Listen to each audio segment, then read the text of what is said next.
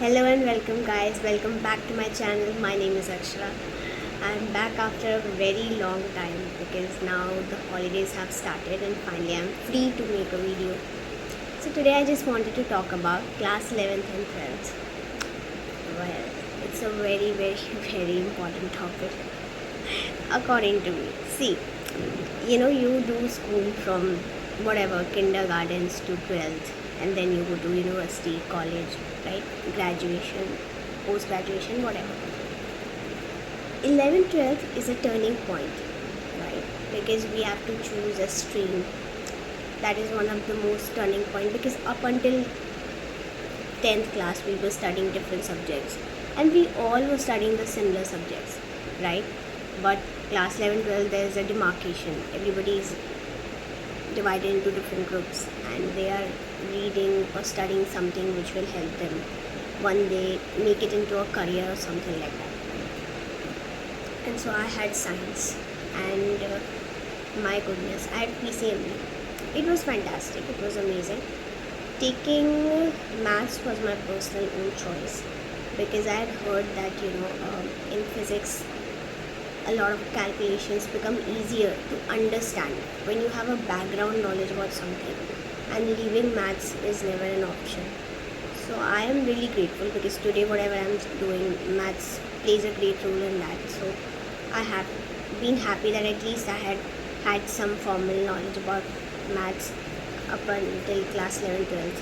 I'm happy with that. Now the thing is that class 11 12th wasn't anything that I thought it was going to be because up until class 10th it was all fun, even though it was tough, it was hard, yet it was doable.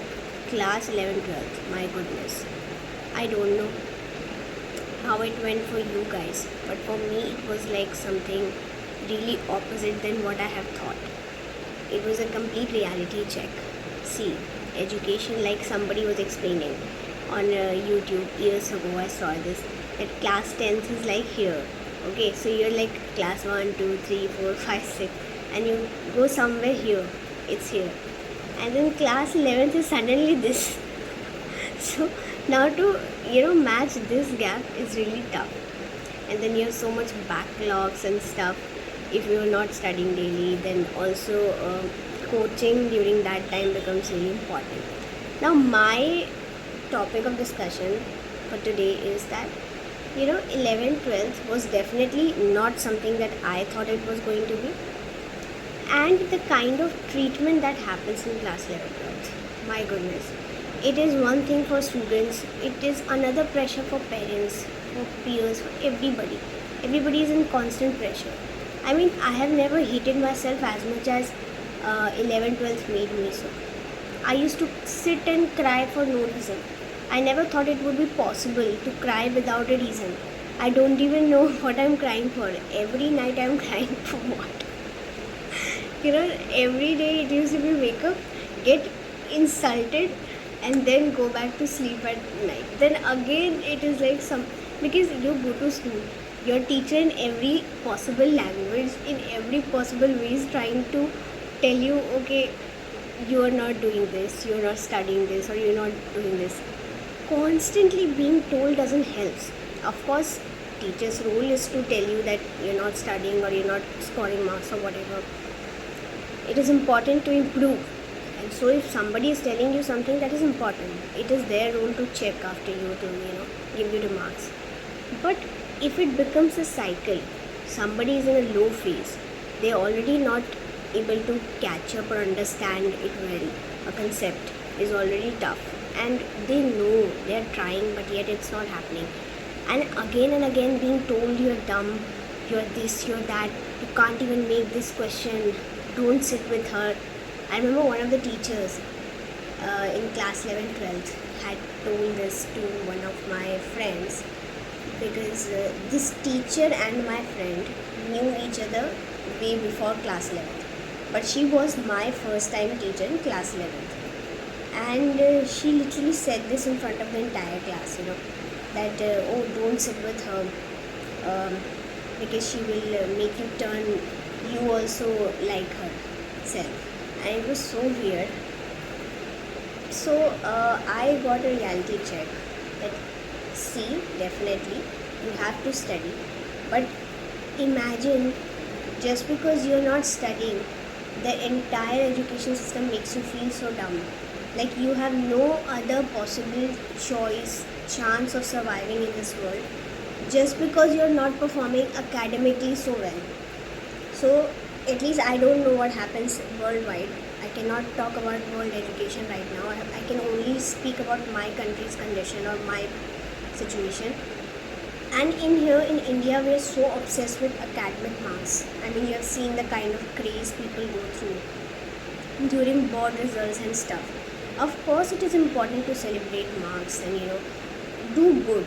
Scoring good marks is absolutely fantastic. Please score it. Please be good in your studies.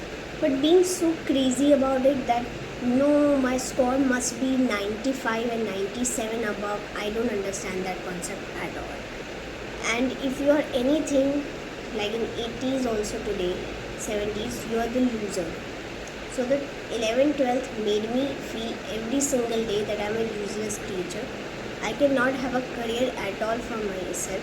I mean, this was my lowest I could ever hit in my life.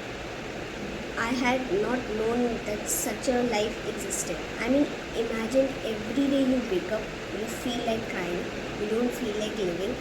And just only I know that how I have survived class 11th and 12th, how I have sailed through. Like my mother always says, whenever she recounts my 11th, 12th, or even now my brother has done 11th, 12th, she often says that, these schools, they welcome you with so much love. They shower so much love on you when you're a child.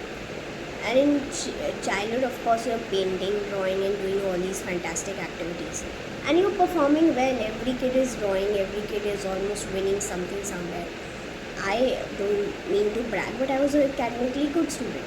So, it has always been a smooth sailing in my life in academics. I was doing really well. And suddenly, this was like complete flip in class 11, 12th. I was not considered academically good because of course my marks were not so good, and suddenly the treatment was so different. So my mother always says, in childhood they made you feel like a superstar. They treat you like you are the apple of their eyes, you are the only thing important in the universe. And suddenly when their child goes to 11, 12, they're not important anymore. Just because they have grown up, they don't need any respect, any love, they don't deserve anything. Constantly berating someone doesn't help. It's like calling constantly someone who's already aware and conscious of their body fat, always telling them, oh, you're fat, you're fat, you're fat. I mean, they wake up with the same body and they look at themselves every day in the mirror. They know about themselves, they know who they are. You don't need to tell them that you're fat, you're fat. It doesn't help. If you think that magically somebody will turn thin or lean just because you're constantly reminding them, it doesn't help. So the entire point of this video was that what I mean to say is that education system, why it only equated, I don't know what is the condition today with new education policy now, but why it always have put academic performance as the only indicator of your intelligence or of your reputation or how you're going to be treated or how you're measured to be today, tomorrow, how qualified you are to be a good person tomorrow, successful tomorrow. I mean, there are so many activities. Like Einstein said now that don't judge a fish by its ability to climb a tree. It will spend its whole life thinking it is stupid. So this is what education system is constantly doing with students. Recently, my brother told me that one of his friends had heard this somewhere, some incident happened in Delhi only, that an 11th, 12th student, I think 12th student, he was about near to giving his pre-board or something, and so he had not performed well throughout the year, so the teachers were concerned and all that. But this vice principal or principal was constantly humiliating the child. I have been through that phase. I know how hard it is. It is not good. It turns, you never know at what point you turn into a bully rather than a motivator or whatever guider. No, you end up becoming a bully. So what happens is that with this child, he was near to his pre-board time, and so they saw the marks of mock pre-board and previous exams, and they said that okay, this child is not doing good. Let's call the parents, the favorite of all the school. Let's call your parents. So they call the parents, and they start telling the parents in detail, your child is going to fail, the stupid child, what is he studying, what are you doing, everything is happening, what coaching is he attending, what are his tuition teachers doing, stuff, etc., is happening. And they are unaware of the fact that this mother and father is under so much constant pressure, because parents are also aware that 11th 12th is important. They're already paying your fees, they're taking care of your school vans, school van drivers nakhras, everything they're taking care of. School is not an easy thing. Then all the expenses, anything unnecessary, necessary, stationery, this, that, school uniform, everything is happening. The nutrition of the child, child's health, or their personal requirements, anything, interest, they're taking care of all these things. And on top of that, you just come in, you don't even teach so well. If you were teaching so well, why would students go out and take tuitions? I understand there are many students who are not paying attention, but like from my own example, I had not taken tuition till class 10th. Whatever the school taught, I read that. I used my school teacher's notes throughout my life to complete any exam, to do anything. Now the issue, what happens is that midway in my class 10th, I saw that my marks are not improving. I need some guidance and someone to teach me some concepts in a better way. And so for that time, from that time period on, I took home tuitions. Okay, coaching is a big scam in India. Like most of the time it is. For me it was a big scam. It didn't help me, but it could be good for some people. Some tuitions, some coaching centers are good. So I'm not going to blame entirely, or I'm not a good maybe judge about that. So coming back to that story, I get distracted in between, just my habit. So they call these parents and they're constantly telling them for like half an hour, she's going on how your son will fail, he will not pass this exam, and they're unaware of this fact definitely, that they have given so much pressure to the parents. Okay, and the mother was a heart patient or something, and so she fainted. And this boy he got so angry, he ended up slapping the principal, or I don't know, the vice principal, and there was a whole scene in the school. So when the mother was recovered and they were discussing in general, the mother was saying that already what we parents are going through, nobody knows. We are already aware that we have one child or two children or whatever, and we need to take care of them. We are already, it's a tough task being a parent. And then somebody who doesn't even teaches, doesn't even helps, constantly belittles your child, constantly belittles you. And without any help, have they extended any hand to help the child, to improve his marks? Nothing, just complaint boxes. They think it is going to be such a good decision to just end up calling parents any time the child does anything. Like they're incapable of doing anything on their own. They need to ring up the parents, whether the parents are undergoing operation, anything, any issue. No, the parents must be called, the parents must be complained about, told how bad your child is performing, and it's automatically going to transpire something and change something. It's parents only who are doing. They are only helping their child if they know that the child is not able to cope up in school. The teacher is not good enough. When they go to take tuitions or coaching, they are already aware of that. And this is the kind of situation I wanted to highlight.